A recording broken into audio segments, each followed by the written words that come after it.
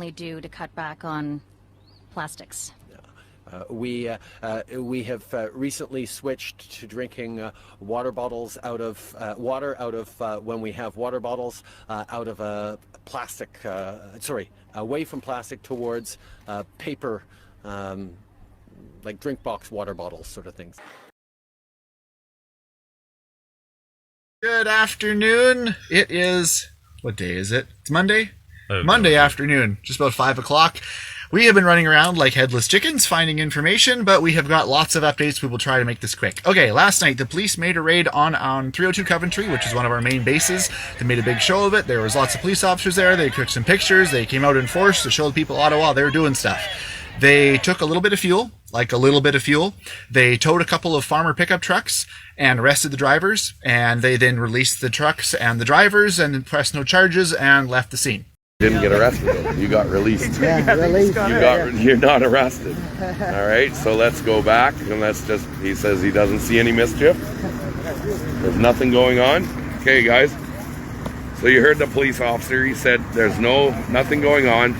He doesn't see any of what he was said, and he was told he can leave. That's exactly what's going to go on. Coventry is still operational. There's no fencing. It is not cleaned out. There's no officers on scene. If you watch a police report, the thing is a comedy. It's quite funny how untrue it is. Next. In relation to that, them taking fuel and making fuel difficult to get to the hill and stuff, we're going to keep our cards close to our chest. Fuel is not a problem. Don't worry about fuel. It's taken care of. Next thing, the other thing he went after in the police report, I do recommend you watch the Ottawa City Police Report. Came out about noon today. It is hilarious. It may sound really depressing, but it's actually hilarious when you know the truth. We found, so the funds they said that they took care of all of our funding. We have no access to money. Wrong. Funds are taken care of. Don't worry. Keep donating. Funds are definitely taken care of. That is not a problem. That is not slowing anything down. We have reports, and I can't verify this personally, but the source I got it from verified it from at least 2 other sources, that there was at least approximately 30 resignations of various law enforcement officials last night. So that's pretty cool. And the ones who are here, you can kind of tell who is happy to be enforcing what's going on and who is not. So the police are kind of being divided and are being conquered. So that's good news. There is less Ottawa City Police Force here today. There's definitely less of them than usual. There's more RCMP and more Ontario Police personnel on scene. So the balance of the enforcement has changed. According to the police article, which I think this may actually be true, is that they have been working, some of them 12-hour shifts, 14 days straight without a break. They're exhausted, they're on their back foot, and they need backup, and there's nowhere to pull the backup from, really.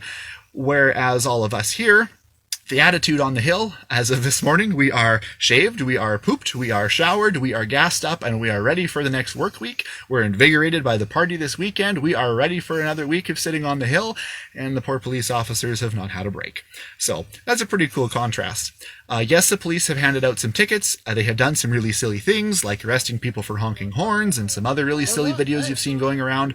They're getting desperate. They're handing out tickets and being silly. There's a lot of lawyers down here because they're like, nope, that isn't, they can't make that fly. That's not going to stick.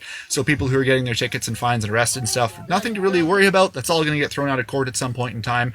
It is being taken care of. But yes, the police are getting desperate because they're so tired and silly things are happening. It's Tuesday morning. I'm still alive. I am not in jail. Thanks to everybody who's worrying like crazy all the time. There's going to be a lot of people who are in place trying to stir up trouble and cause us to worry and get scared and anxious and all those things.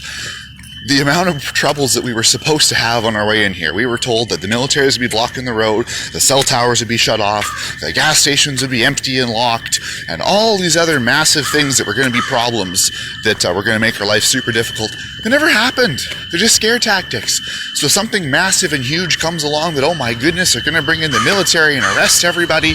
It's not going to happen. Even the CBC admitted it would be impossible to remove us without our cooperation.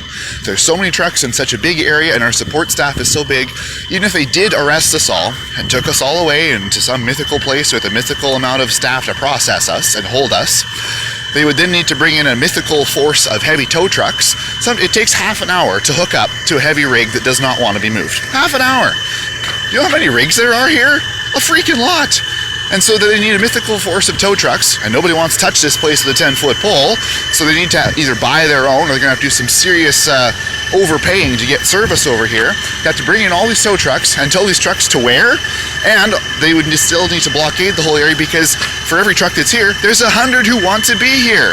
So then they would just make their problem bigger, because now we're blocking up other areas, or they come right back in and different trucks would block the same areas.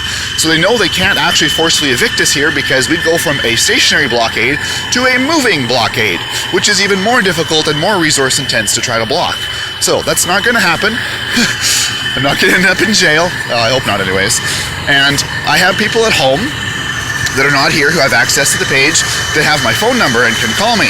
So if they can't get a hold of me and nobody else can get a hold of me, they will post on the page and let you know that they couldn't get a hold of me. So as much as I understand your guys' nervousness and anxiety and whatnot, you need to tone it down a level.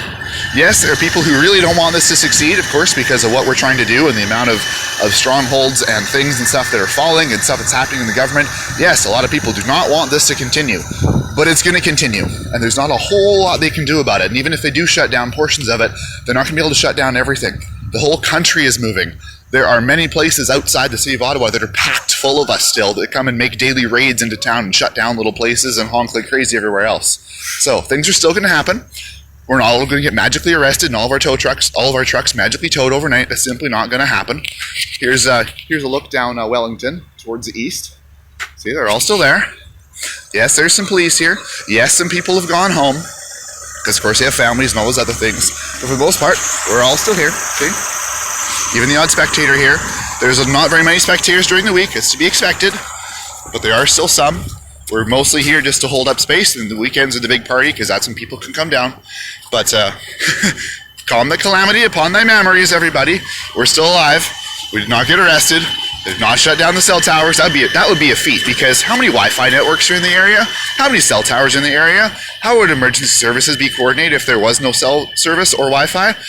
It's not going to happen. It really isn't. And you want to start a nationwide riot? That's a really good way to start a nationwide riot. Look how many people have been mobilized just simply by what's happened here and the bit of resistance they have given us.